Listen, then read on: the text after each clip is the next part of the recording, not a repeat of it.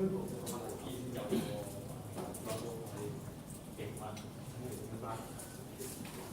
hi guys, good morning. Today we have two guests from Music Tribe. So we have Mr. Zohar, this gentleman, and then we have Raymond. Raymond is a Malaysian and Zohar is from Philippines. So today they are going to let us know about the latest product and share some knowledge to us. Okay. First of all, I think I need to introduce our team to you. Okay. So we have our AVM team, which AVM is doing the distribution and tradings for all the music stuff. So we have this gentleman, and that gentleman. So yesterday I told you about there's one guy who went to China and doing all the Midas training. So that's the guy lah. And that guy. So actually he's my sifu. You know what is sifu? My seafood. grandmaster. Okay. The grandmaster is here. Yeah. So I'm in for AVM side. Okay. Then this guy is our service department managers. So he is the one who will be doing all the repairing. Yeah. Mr. Money. Yeah. Mr. Money. That one is CP Lim and Koksun and TK Wong. Mr. Wong, Mr. Lim, and Mr. Money. So he is doing all the repairing job, troubleshooting. So yesterday he asked, I think Raymond or you, about some issue. So we will be talking much more on email. No problem. Yeah. And then we have our retail side. They are doing the retail in one of our famous electronic street. Cool. Yeah. So from the retail side. And then finally we have our the project team from IAB at the back. Hello guys. Yeah. So they are the one really interested on the Commercial flags, all the installs, and then they are very knowledgeable on the solution base. Yeah, so I think they will have a lot of questions today. Okay. Raymond is different. Yeah. So do you want to introduce your background? Let them know. Yeah, I have part of the slide. Okay, part of the slide. Okay. So maybe we just let them begin their show. Thank you so much. Thank you. You want to just hold on to the mic? Okay, you just hold on to the mic. So, good morning everybody, and thank you for having us. Before we get started, I would just like to introduce myself. I am Zohar. I am from the Philippines. Most of my experiences is from the rental side. I've been supporting international shows in our country. And I believe Raymond has a similar story, but he has more background in commercial, and I don't have a lot of experience in commercial. So any commercial products, you can ask him. I'll try to help if I can. Raymond, you want to say something about yourself? I think most of them know. There you go, guys. No, Raymond. If you guys need my email, I can have my business card here. I can just give it to me, and then I can give you one. There are other solution members like us. So our director is based in Singapore, Remo Orsoni. He's an Italian who used to work for a lot of our big companies. He's the speaker designer for R&D for ProL before for the last 10 years, and also this worked for PowerSoft, FPT, so he's our director. And Raymond is based here in Malaysia. I am based in Manila, so we're in the same time zone. If you need any help, I can get back to you quickly. We also have another guy from India, Sudarshan, and we have a female based on China in Beijing. So she's doing a lot of the TC Electronics broadcast products. So you want to add anything to that? No? Okay, cool. So we're gonna cover a lot today, a lot of products. Obviously, we have under Music Tribe different companies. So hopefully we'll be able to cover most of them. If you have any questions, please feel free to interrupt us and ask any questions that you might have. If I'm speaking too fast for you, just feel free to stop me and then I'll explain it one more time. So some ground rules before we get started. There. So meeting is informal. This is internal training especially. So if you can approach me, you can. If you need to answer a call, you can just step outside and answer the call. You won't feel offended. Ask questions anytime. Like I said, if there's something that is not clear on what we're talking about, you can just interrupt us. I believe we have coffee and tea outside, and we're gonna have some cigarette breaks coming up soon. Yeah. So special thanks to AV Electronics Marketing, and to Eric and the rest of the guys. Thank you for having us. And as always, all presentations start with a quotation from Steve Jobs that you've got to start with the customer experience and work back toward the technology, not the other way around. So Music Tribe is very much focused on you, our partners, our customers. You guys are on the front field. So if there's any feedback, negative or positive, please feel free to let us know. Email us or Skype us. We're here to help the solutions guys, and you can, if you have any address, anything that you want to address to R&D, we can forward it to them as well.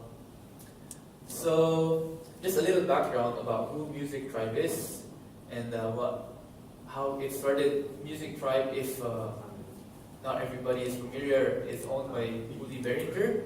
He is actually based in the Philippines, where I live. He started, yeah. So he started when he was still studying. He was studying music in a music school, and then the problem with the university that he was going in, there's not enough keyboard for them to learn to practice keyboard piano. So what he did on his kitchen table, he made his own piano, and then once his classmates or the people from his school found out that he can make his own electronic keyboard, they asked him to make keyboards for them, and the rest, as they say, is history. 2009, so that was 1989. 2009 is when he bought Midas and Clark Technique, and so the group became bigger. It became Music Group. 2015, it even expanded to what we know now as Music Tribe. So Music Tribe, Music Group, music, it's all the same. With the expansion of the TC Electronic groups, we now have a lot of different companies, and hopefully all of them will be able to touch on today. So the advantage of this is that you see a lot of integration of technologies. For example, you can see the Ultranet technology from Behringer now being applied on the Midas products like the M32 and also on the TurboSound products. You can also see the Clark Technique DSP processors built inside the powered speakers of TurboSound. And you also have the TC Electronic reverb built in on the latest firmware update of the Midas Pro series. So you have M350 reverb from TC Electronics on the Midas Pro series. Because of all these products that we have, because of all these companies, we had to make our own factory. That one is 300,000 square meters of factory space and office space. We make all our products there, and to ensure that the quality and the speed is maintained, we make all our components ourselves in-house. If you guys want to have a visit, just let us know, and then we'll tour you around and then do some training as well. We're currently building a training room for all of the products there, so when you guys go, you can experience not only the factory but also the equipment as well. That's coming up soon. So this morning, we're going to first cover on the Midas products. I understand that we have project designers here, and I believe that the Pro Series and the Midas M32 series and even the Behringer X32 series, which is almost the same, basically the same functionality, they can be widely used in commercial and installed products as well. Just a little bit of history of who Midas is. Midas started in the year 1970. They started making guitar amplifiers and speaker amplifiers for speaker factories like Martin Audio. In the 1980s, they made their first mixing console for live. That is the Pro 40, the Midas Pro 40. And that one on the lower picture is a recent tour in 2012 of the ACDC, they were using a 1985 mixing console from Midas on a 2012 tour. So that's the beginning start of the mixing console of the Midas. And then after that, of course, we have the most famous Midas XL series, or XL Force. And what's special about this one is that it was widely used all over the world. Different venues, cruise ships, houses of worship, touring shows, theaters, used by different artists like Bon Jovi, Aerosmith, Rolling Stones, Paul McCartney, Metallica, I mean, you name it. And that's because this had 1986, this is a very unique feature when it came out. It's the first ever console to have a VCA function. Even on an analog, it had a VCA and automation. So you can automate the VCAs, you can control, you can save and recall your fader levels. 1998 is the last flagship analog console that Midas has released, which is the Heritage series. It is based on the same technology as the XL Force. Midas is very, very much known for its preamps and the quality that you get from the sound quality that you get from its mixing consoles. After that, they released their first ever digital console on 2006, which is the XL8. For those who are not familiar, XL8 was priced at $1 million when it first came out. It can do, and that's because it can do 96 inputs and 51 outputs back in 2006, and with the latency of somewhere below 2.5 milliseconds during 2006. So it was massive, it was big, and it was able to maintain the sound quality that it had in the previous analog consoles that they were making. So you compare that to other consoles during that time, it sounded like an analog console with the features of a digital console. 2014 is when the Pro X and the M32 was released and launched. So that was a very big year for us. Later we're going to talk more about the M32 and the Pro X. So what are the products that we have now on the Midas? Basically we have 3 sizes, 3 categories. The Pro X, which is the largest and the biggest console that we have. And then on the middle we have the Pro 1, the Pro 2, and the Pro 2C. And then further to the right we have the M32, M32R, and M32C. So in terms of application, the Pro X normally you would use in large festivals, big arenas, big venues, because of the redundancy on the DSP, power, cabling. So when redundancy is very important, that's when you use the bigger console Pro X. Because of its size, it's not very much applicable in ballrooms, small venues, so that's why we have the Pro 1, the Pro 2, and the Pro 2C. What we have here is the Pro 2C. So it sounds exactly the same as the expensive console like the XL8 and the Pro X. So good for arenas as well and even small festivals. But because of its portability and compact size, you're also able to use it in small ballrooms. The M32, M32R, M32C is the most portable that we have, most portable console. It doesn't have any redundancy feature, so it's also the most cost-effective solution that we have in terms of mixing console. So we're going to talk about the Pro 1, Pro 2, and Pro 2C first. So all of these, so the Pro 2 and Pro 2C are basically the same console. You just have 8 more faders to the left on the Pro 2C. So this is the Pro 2C. If you are getting a Pro 2, you have 8 more faders here, and then a laptop compartment on top. Both Pro 2 and Pro 2C can do 64 inputs. It has redundancy on signal and power. And the Pro 1 has 48 inputs. Okay, so Pro 2, you get redundancy on the signal. You got redundancy on the power supply. So when reliability is important to your show, the Pro 2 is still able to deliver. And again, as I say, the same software, the same features, the same sound quality that you get on the flagship model, which is the Pro X. And that is something very important because in other companies, if you only get the sound that they are known for when you get the bigger models, when you get the more expensive. But with this one, even if you get the Pro 1, it's going to sound the same as the more expensive Pro X. At the back of the Pro 2 and the Pro 2C, you get 8 local inputs and 8 local outputs. Again, you can see here you have 2 local power supplies, so the second one is a redundant. On the Pro 1, you have 16 local outputs instead of 8 compared to the Pro 2, and 24 local inputs. So that means you don't need the stage rack when you're using a Pro 1, as long as you're using below 24 inputs. You can use this on a show, plug that in, use an analog snake, and you can start your show. What are the features that we have on the Pro series, and what is it known for? So basically, all the Pro series are using the same preamp that since the XL4s. So it's based on the same analog preamps.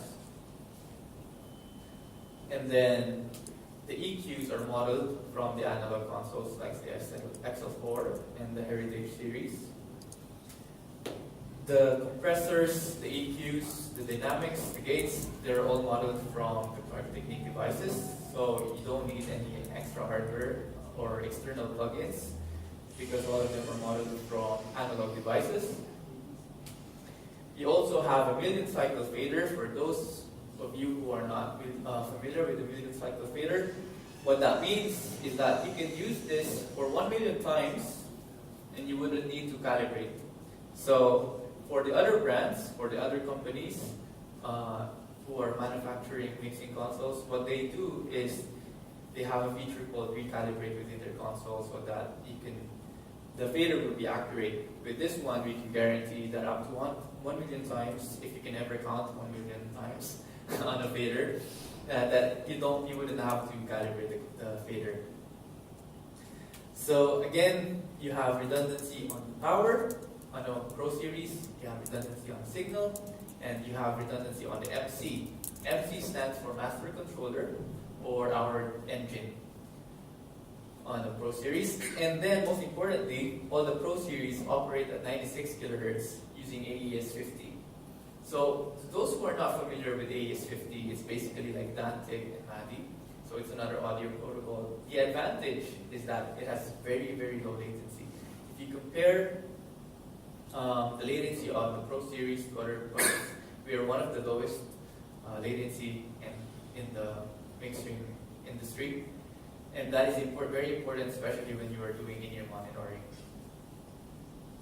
In terms of sample rate, if you compare all of the 3 products, all the Pro series on the left is 96 kilohertz, but the Midas M32 is operating at 48 kilohertz. So that means you can connect the Pro series together. You can directly connect the Pro series together, but then you cannot connect an M32 to a Pro series directly. Okay? Any questions so far before I keep going and talk about the stage racks? Everything good? It's just to give you an overview of the different sizes of mixing console that we have. Cool? Great. Just to give you a preview of our stage racks, we have 3 different kinds of stage racks, and I think you'll find this interesting. We have 1 family, 2 family, and 3-1 family. So, Eric told me that there hasn't been any 1.5 series stage racks here in Malaysia currently. No 1.5 series. Okay, so the 1.5 series basically is the same size. You have 5 models, 5 different configurations. The first configuration, you have 24 inputs. Next is 24 outputs. Next is a combination of 16 inputs and 8 outputs. Next is 8 inputs and 16 outputs. And the last one is 8 inputs, 8 outputs analog, and 8 inputs, 8 outputs AES or digital. So basically, we use the 1.5 series to expand our current system. So if you need, for example, 16 more input channels on your console, you can use that one. Or you need more outputs, you can get the 1.5 series to expand your connections. Okay. So again, with the 1.5 series, you have redundancy on the signal.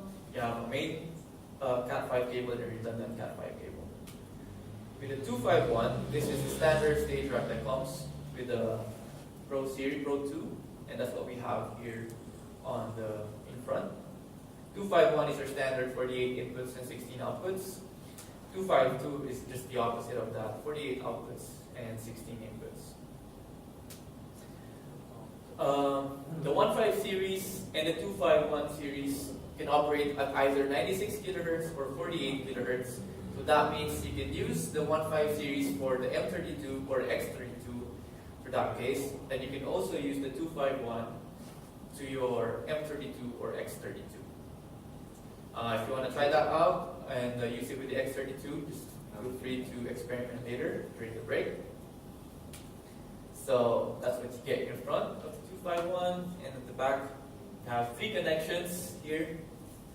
So the first 2 is your main connection, and then the third one is the redundant if any of those 2 connections will break. Oh, and then the last one, the last family is the 231 stage rack. We call this the splitter stage rack. And to be able to explain this, I want to show you a diagram of how we normally do a front of house mix and a monitor mix and how we split the channels. So as you can see here, for example, on your show, you have 48 inputs, right? And then we use analog snake to the splitters, to a splitter that we have, an analog splitter, maybe transformer isolated. And then from that splitter, we have a 48 channel analog snake, again, going to the stage rack for the front of house, and then splitter, an analog snake going to the monitor stage rack, and then from the stage rack, going Cat5 to your monitors in front of house. The problem there, if you're doing a sound check and something goes wrong with one of your inputs, you have to check if it's the analog snake going to the stage rack, or if it's the port on the analog splitter, or if it's on the analog snake, or if it's on the actual mic cable on the microphone. So there's a lot of troubleshooting that has to be done when you're doing a split setup. So not to mention the cost and the time of setup that you need to do. So I understand that there's a lot of retailers here today, and this is something that you can encourage your clients you can to get. So with the DL231, basically what we did is we combined all those devices into just one device. So in effect, you'll be able to get the same result using just one stage rack. So from the 48 inputs or 24 inputs, you can go straight to the 231 splitter, and then from the stage rack, you can just connect via Cat5, go into your front of house and your monitor mix. Okay, so you don't need, there's no gain trim sharing, there's no sharing of trims. Both of them are not affected for the gains. If you adjust on the front of house, the monitor mix won't be affected, and vice versa. Any questions about the 231? Yeah, that's clear for everyone? So basically, connection-wise, that's the back of the DL231. You connect your inputs to the back up to 24.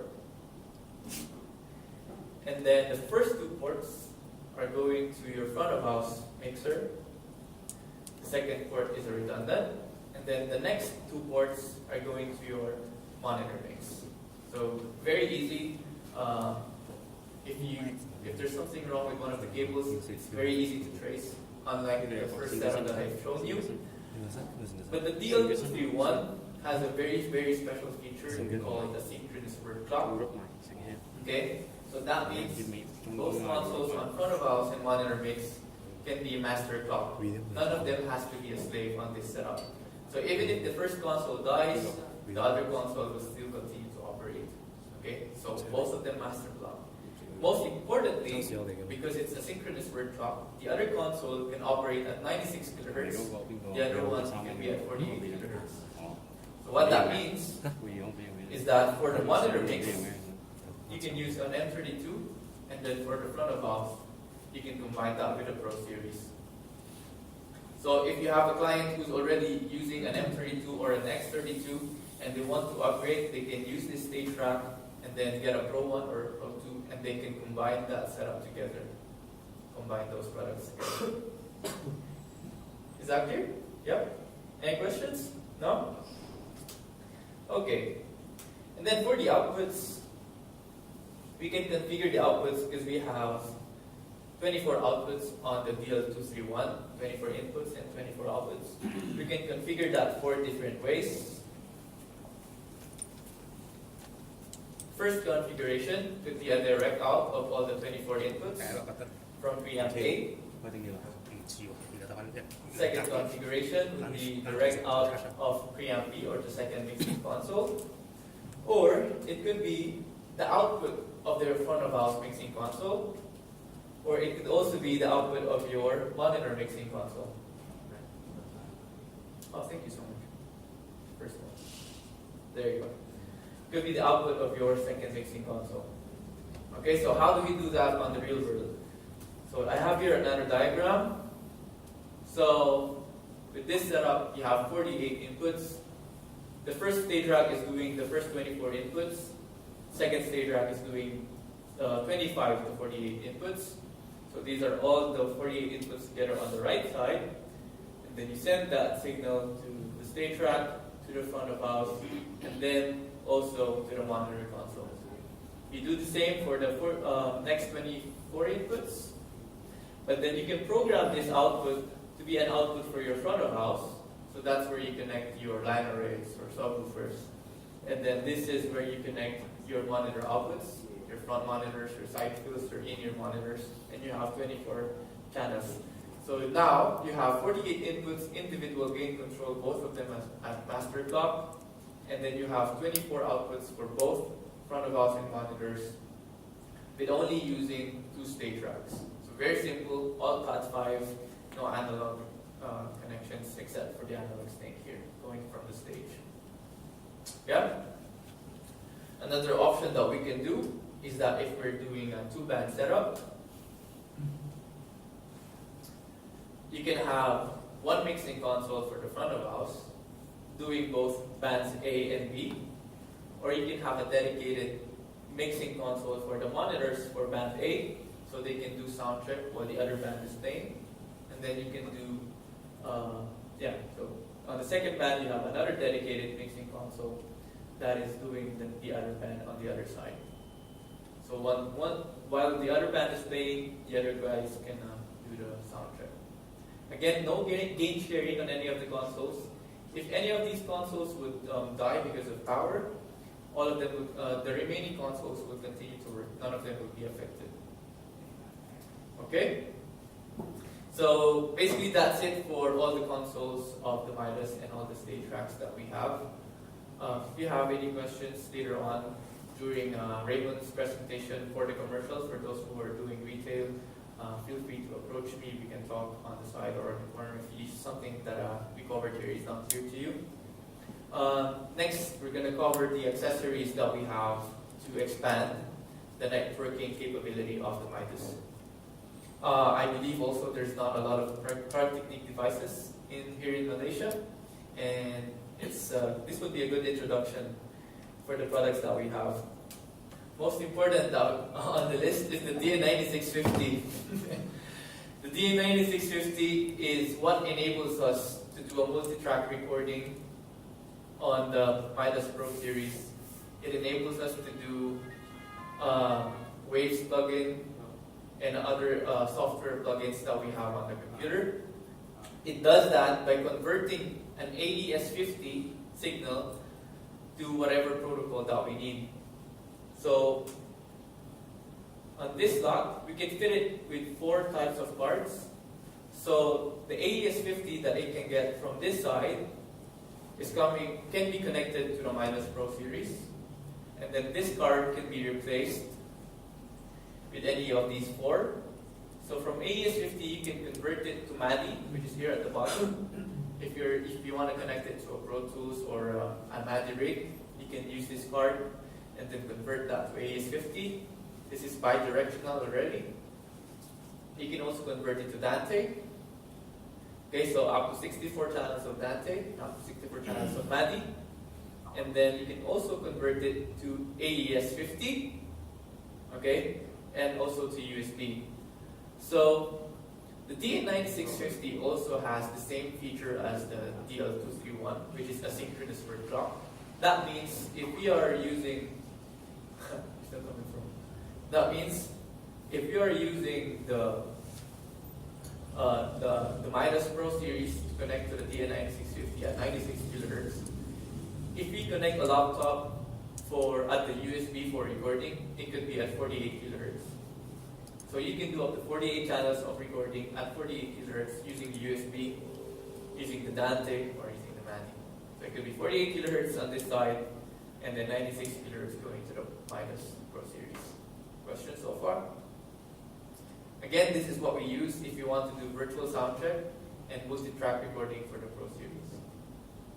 So you might ask, why do we need to convert an AES-50 back to another AES-50? And that is because of the asynchronous word clock, the other side could be at 48 kilohertz, and that enables us to connect to a Midas console, an M32 console. So this one, 96 kilohertz AES-50. On the other side, could be a 48 kilohertz AES-50, and both of